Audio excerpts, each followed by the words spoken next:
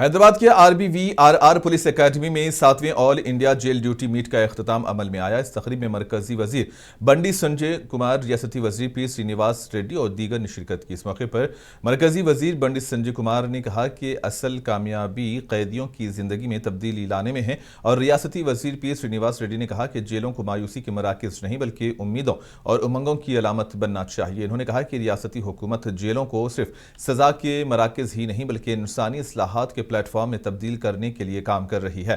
इन्होंने तेलंगाना महकमे जेल खानाजात की तरफ से कैदियों में तब्दीली लाने के प्रोग्राम्स की सताइश की जो दीगर रियासतों के लिए रोल मॉडल के तौर पर सामने आए हैं। इन्होंने कहा कि कैदियों की इस्लाह न सिर्फ महकमे जेल की जिम्मेदारी है बल्कि ये हम सब की समाजी जिम्मेदारी है। इस तकरीब में महकमे जेल के DG सोमिया मिश्रा और दीगर ने शिरकत की।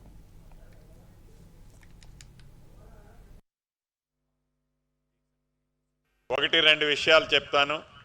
జైలు అంటే ఏదో ఒక పనిష్మెంట్ లాగానో అది శిక్షకి ఒక ప్రదేశం లాగానో చూడకుండా వివిధ కారణాల చేత జైల్లోకి వచ్చిన ఖైదీలకి వారిలో కొన్ని స్కిల్స్ ఉంటాయి, వారిలో కొన్ని డిఫరెంట్ యాంగిల్స్లో పాజిటివ్ థింకింగ్ కూడా వాళ్ళలో ఉంటుంది.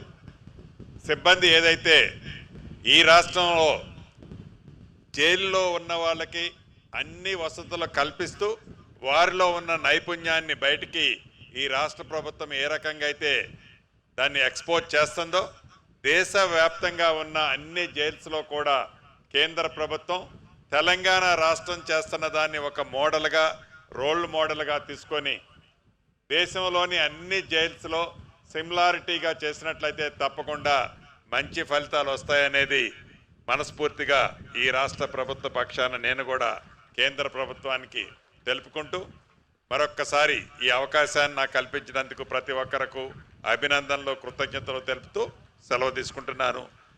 రాష్ట్ర ప్రభుత్వ పక్షాన